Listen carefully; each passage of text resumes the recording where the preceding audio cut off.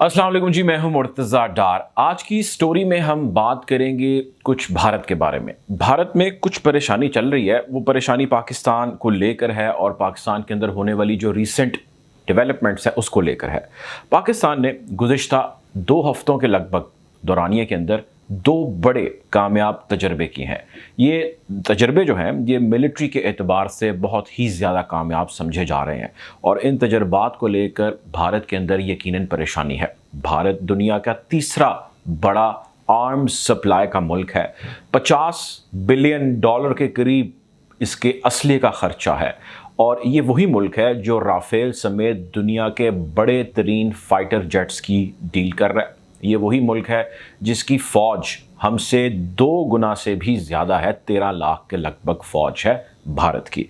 और ये वही मुल्क है जो पाकिस्तान से पसपाई उठाता है तमाम ऐसे महाज़ों पर जहां उसका आमना सामना होता है, जिसकी ताज़ा तरीन मिसाल फरवरी के महीने के अंदर होने वाला बालाकोट का एक अटैक था जो किया गया इनकी जानिब से, भारतीयों की जानिब से, और उस पर जिस किस्म की उनको पसपाई का सामना हुआ उसकी मिसाल दुनिया भर के सामने है। अब जो कोई मुल्क इतना पैसा खर्च कर रहा हो, इतनी उसकी फ़ौज हो और इतना उसने एक सेटअप बना रखा हो और ऐसा माइंड सेट हो जिसको वो लेकर चल रहा है, इसके बावजूद जब उसको कामयाबी ना मिल सके तो उसकी परेशानी एक ख़बर है और वो ख़बर दुरुस्त है। पाकिस्तान ने रिसेंटली एक बैलिस्टिक मिज़ाइल गज़नवी का कामयाब तजर्बा किया। इस मिज़ाइल की आपको बिल्कुल बेसिक चीज़ें बताता हूँ। मिसाल के तौर पे ये है कि ये मिज़ाइल ज़मीन से ज़मीन यानी एक पॉइंट से दूसरे पॉइंट तक मार कर सकता है और तकरीबन 290 किलोमीटर का एरिया ये कवर कर सकता है बाआसानी। और इस 290 किलोमीटर के एरिया के अंदर ये अपने साथ इन्हीं एरियाज़ के अंदर ये कैपेसिटी रखता है कि ये जौहरी हथियार और जो इसके साथ साथ रिवायती हथियार या इसके साथ साथ जो रिवायती बारूद दरकार है वो भी ले जा सकता है एक जगह से दूसरी जगह। आर्मी स्ट्रेटजिक कमांड की सालाना एक्सरसाइजेस का आगाज़ पाकिस्तान में हाल ही में हुआ है, कल की तारीख में हुआ है और इन्हीं के आगाज़ पर इसका कामयाब तजुर्बा किया गया है। इस तजुर्बा जब नाकाम हो जाए तो दूसरा मुल्क खुशी मनाता है, तजुर्बा जब कामयाब हो जाए तो दूसरा मुल्क या दुश्मन मुल्क उस पर परेशानी ज़रूर रखता है। अब इसी सिलसिले की कड़ी के अंदर पाकिस्तान ने लगभग 2 हफ्ते पहले एक और कामयाब तजुर्बा किया था और वो जो कामयाब तजुर्बा था वो इससे थोड़ा ज़्यादा खौफनाक तजुर्बा था। वो तजुर्बा पाकिस्तान ने किया था शाहीन 3 बैलिस्टिक का। शाहीन 3 बैलिस्टिक जो है वो इससे भी ज़्यादा ताकतवर था। शाहीन 3 बैलिस्टिक 2750 किलोमीटर तक ज़मीन के एक जगह से दूसरे जगह पर जा सकता है। और इस पे जो पाकिस्तान ने तजुर्बा किया उसमें पाकिस्तान ने, यानी अगर वो पाकिस्तान के किसी एक ख़ित्ते से या किसी एक शहर से वो मिज़ाइल चला तो वो यहाँ से निकल कर बहेरा अरब में एक हदफ रखा गया था, उस हदफ को जाके उसने हिट किया। ज़ाहिर है ये एक टेस्ट था, ये एक ट्रायल था। इस सारे को कामयाबी से जो है वो टेस्ट किया गया और पाकिस्तान ने जब ये टेस्ट किया तो उसके बाद यकीनन जो है वो भारत ने इसको बहुत बारीकी से, बहुत करीब से देखा। ये शाहीन 3 बैलिस्टिक था जो उसके बाद 2 हफ्ते बाद किया गया, इन रिसेंटली भी किया गया, वो बैलिस्टिक मिज़ाइल गज़नवी था। अब इन तमाम जब टेस्ट हो गए तो इसके बाद यकीनन एक परेशानी ज़रूर है कि ये वही हैं जो अपने साथ जौहरी हथियार ले जाने की सलाहियत रखते हैं। यानी आप अंदाज़ा कर लीजिए, अगर आप लाहौर में मौजूद हैं तो आपसे कितना दूर है भारत। अगर आप किसी और एरिया में मौजूद हैं, आप कसूर पे मौजूद हैं या जितने भी जो बॉर्डर एरियाज़ लगते हैं पाकिस्तान के भारत के साथ, तो पाकिस्तान इन किलोमीटर्स को सामने रखते हुए कहाँ कहाँ कैसे कैसे मार कर सकता है। इन्हीं किस्म की सलाहियतों के दूसरी जानिब भी यही हथियार मौजूद हैं।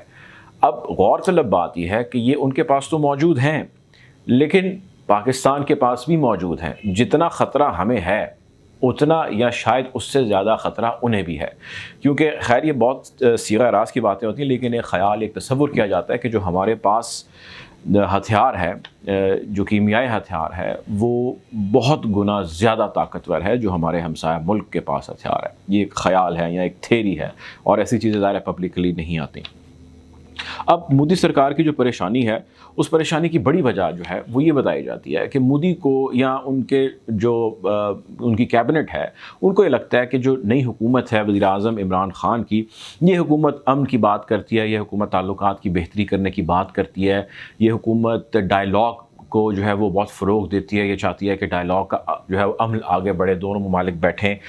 یہ حکومت یہ کہتی ہے کہ جی اگر یہ ایک قدم لیں گے تو ہم 2 قدم ان کی جانب بڑھائیں گے۔ یہ حکومت یہ کہتی ہے کہ یونائٹڈ نیشن کا فورم ہو یا دنیا کے کوئی بھی ایسے بڑے فورم ہو، ان فورمز کی موجودگی میں یا ان کی غیر موجودگی میں ہمیں کسی بھی صورت کسی بھی جگہ یہاں پر بیٹھنا اور بات کرنی ہے۔ ہم ان پر ایگریشن دکھاتے ہیں، ان پر کوئی حملہ کرتے ہیں، ہم لائن آف کنٹرول کی خلاف ورزی کرتے ہیں، بارہا دفعہ کرتے ہیں، ہم اس ملک کے اندر دہشت گردی کو پروان چڑھاتے ہیں، انفلٹریشن کرتے ہیں، ہمارے نیٹ ورکس یہاں پر آپریٹ کرنے کی کوشش کرتے ہیں، ان کو سیبوتاج کیا جاتا ہے۔ یعنی کہ یہ بات وہ جانتا ہے بھارت، وہ EU ڈس انفو لیب ہو، یعنی وہ آپ کو یاد ہوگا ایک ایسی انفو لیب کا دنیا کے سامنے آشکار ہوا جو یورپی یونین نے کی، وہ بھی ہم نے نہیں کی، کہ پاکستان کے خلاف بھارت 15 سال سے منظم کارروائیاں کر رہا ہے جو 5th جنریشن وار کا حصہ ہے۔ یعنی وہ انٹرنیٹ کے ذریعے، انٹرنیٹ پر بیٹھ کر پوری دنیا کے سامنے پاکستان کا ایک گندا امیج پورٹرے کرنے کی کوشش کر رہا ہے۔ اس ساری EU ڈس انفو لیب کی جو رپورٹ ہے وہ یہ کہتی ہے کہ اس منظم نیٹ ورک کے اندر جس شخص کو بتایا گیا کہ جی اس کا ہیڈ ہے جو اس کو چلا رہا ہے، وہ ایک پروفیسر ہے، اور وہ پروفیسر ہے جس کو مرے ہوئے بھی تقریباً 10-12 سال ہو چکے ہیں۔ تو آپ دیکھیں اس قسم کا جب جھوٹا اور فراڈ قسم کا معاملہ سامنے آئے، ایکسپوز ہو، تو ایک پریشانی ہوتی ہے۔ پھر آپ ارنب گوسوامی کو دیکھ لیجئے۔ ارنب گوسوامی کو ظاہر سب ہم جانتے ہیں اور کس طرح جانتے ہیں، یہ بھی آپ مجھ سے بہتر جانتے ہیں۔ تو ارنب گوسوامی جیسے جو کردار ایکسپوز ہو جائیں، ان کی چیٹس، ان کی کانورسیشنز ساری دنیا کے سامنے آ جائیں، پتہ لگ جائیں کہ جی دیکھیں کس قسم کی بھارت جو ہے وہ آپریٹ لے کر چیزوں کو کر رہا تھا، کہ انہی کے ملک کے اندر انہی کی اعلیٰ قیادت کو اور انہی کے صحافیوں کو یہ بتایا گیا تھا کہ جی کچھ دنوں میں بڑا ہونے والا ہے۔ اس کے بعد ہم نے دیکھا کہ پلوامہ کا حملہ ہوا۔ پھر ایک اور چارٹ کا پارٹ پہ اگر آپ آگے جائیں تو وہاں سمجھ آتی ہے کہ جی پاکستان پہ بالا کوٹ کے اوپر ایک حملہ کیا جائے گا، یہ بھی پلان تھا، اس کے بارے میں پتا تھا۔ تو خیر اس کے اوپر اب بھارت کے اندر جو اپوزیشن موجود ہے اس نے کس قسم کی سٹیپس لیے، کون سی قراردادیں جمع کرائیں، یہ ہم سب کو پتہ ہے۔ تو وہ EU ڈس انفو لیب ہو، وہ یہ ارنب گوسوامی ہو، یہ میں حال ہی کی بات کر رہا ہوں صرف، یا وہ پاکستان کا ایک ڈاسیر جو پاکستان نے یونائٹڈ نیشن کے سیکرٹری جنرل کو جمع کرایا، اور انہوں نے کہا کہ جی یہ وہ شواہد ہیں جو physical substantial evidences with proof Pakistan نے دیے یونائٹڈ نیشنز کو، اور اس نے کہا کہ آپ چاہیں اس کی جس بھی سورس سے تصدیق کرنا چاہیں کر سکتے ہیں۔ کوئی دیکھیں آپ ملک جب دوسرے ملک پہ ثبوتوں کے ساتھ اور کاغذی ثبوتوں کے ساتھ اور ایسے ایلیگیشنز ہیں اس کے اندر، ہمارے تو خیر وہ پروف ہیں، ہمارے لیے تو یقین ہے، دوسرے کے لیے شاید ایلیگیشن ہوگا جن کو ڈینائی کرنا مشکل ہے، جن کو شاید آپ ڈینائی کر ہی نہیں سکتے کیونکہ اس کا یہ ثبوت پڑا ہے۔ یعنی کسی نے کوئی جگہ ایک کرائم کیا یا کسی نے ایک جگہ پہ کوئی عمل کیا، اس عمل کا ثبوت ہے کہ جی یہ اس طرح عمل کر رہا ہے، اور یہ اس کی آڈیو کال ہے یا اس کی یہ ویڈیو کال ہے۔ بہرحال بتا میں آپ کو یہ رہا ہوں کہ بھارت بری طرح ایکسپوز ہو رہا ہے، اس کے مقاصد ایکسپوز ہو رہے ہیں، اور جو فزیکل جنگ ہے اس کے اندر بھی بھارت کو کوئی خاطر خواہ کامیابی پاکستان سے مل نہیں سکی۔ ابھی ہم نے حال ہی میں جو ایگزامپلز دیکھی، اور پاکستان نے جو یہ 2 بڑے تجربات 2 ہفتوں کے اندر کر دی ہیں، یہ یقیناً پوائنٹ آف کنسرن بھارت کے لیے ہے۔